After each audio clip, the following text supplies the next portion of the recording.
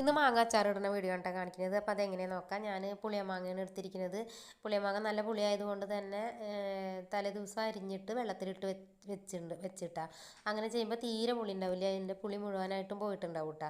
മറ്റേത് ഇങ്ങനെ അച്ചാർ ഇട്ട് വെച്ചാൽ ഇരിക്കും തോറും പുളി കൂടിയിട്ട് അതൊരു ടേസ്റ്റ് ഉണ്ടാവില്ല. അപ്പോൾ ഞാൻ ഇങ്ങനെയാണ് ചെയ്യാറ് കേട്ടോ.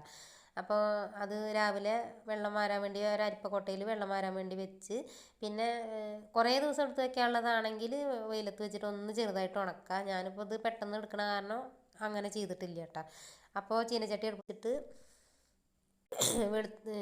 എണ്ണ ഒഴിച്ചിട്ട് കടുക് ഉലുവയും പൊട്ടി വരുമ്പോൾ വേപ്പിലയൊക്കെ ഇട്ട്, പിന്നെ വെളുത്തുള്ളിയും ഇഞ്ചി ഇട്ട് അത് മൂത്ത് വരുമ്പോൾ പഞ്ചസാരയും കുറച്ച് ഉപ്പും കുറച്ച് പഞ്ചസാരയും ഇട്ട് അതൊന്ന് അലിഞ്ഞ് വരുമ്പോൾ മഞ്ഞൾപ്പൊടിയും മുളക് പൊടിയും അച്ചാർ പൊടിയും ഇട്ട് അതൊന്ന് പച്ചമണം മാറി വരുന്നവരെ ഇളക്കിയിട്ട്, പച്ചമണം മാറി വരുമ്പോൾ എണ്ണ കുറവുണ്ടെങ്കിൽ കുറച്ചും കൂടി ഒഴിച്ച് കൊടുക്കട്ടോ.